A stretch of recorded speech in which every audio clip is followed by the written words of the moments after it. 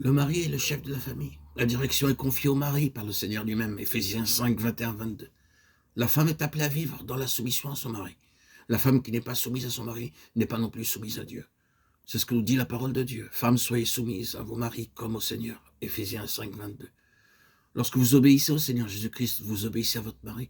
Lorsque vous fixez vos regards sur votre mari, vous désirez l'honorer, comme vous honorez le Seigneur Jésus lui-même.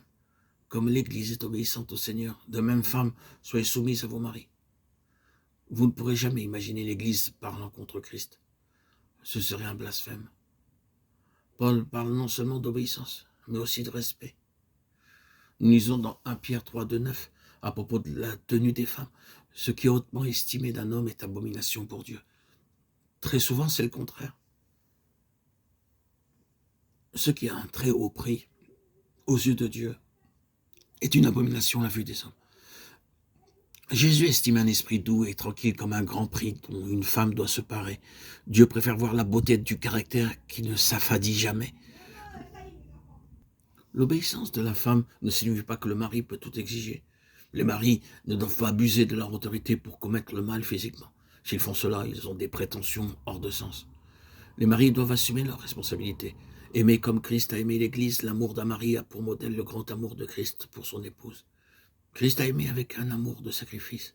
Il sacrifia chaque chose pour l'Église. Il aima l'Église en dépit de ses défauts et de sa souillure. Ceci est l'amour au plus haut point. Son unique but est de se présenter une Église glorieuse, sans tache ni ride.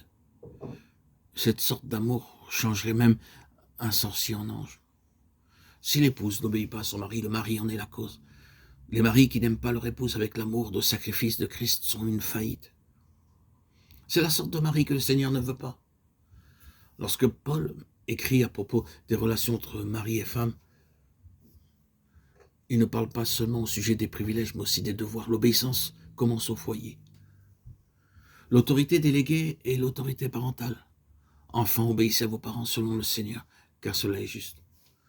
L'obéissance est ici présentée non seulement comme quelque chose de souhaité, mais comme un commandement de Dieu. Lorsque les enfants désobéissent, et ils désobéissent aux parents, ils désobéissent aussi à Dieu lui-même. Aussi longtemps qu'il n'y a rien contre la parole de Dieu, vous devez leur obéir. Même le Fils de Dieu, tandis qu'il vivait sur la terre, obéit à ses parents. La Bible dit qu'après avoir discouru avec les docteurs de la loi dans le temple, il descendit avec eux pour aller à Nazareth et il leur était soumis. Luc 2, 51. Vous comprenez l'obligation d'obéissance. Jésus étant le Fils de Dieu, il en savait plus que ses parents. Comme homme, il a pris l'obéissance. Tout d'abord, il a pris dans son foyer avant d'apprendre l'obéissance sur la croix. Il a pris l'obéissance secrètement au foyer en étant soumis à ses parents. L'obéissance est la clé pour le service de Dieu, pour tout enfant de Dieu. L'obéissance amène à la discipline. Et l'obéissance nous permet d'accéder au royaume, à connaître et à vivre la volonté, discerner la volonté de Dieu.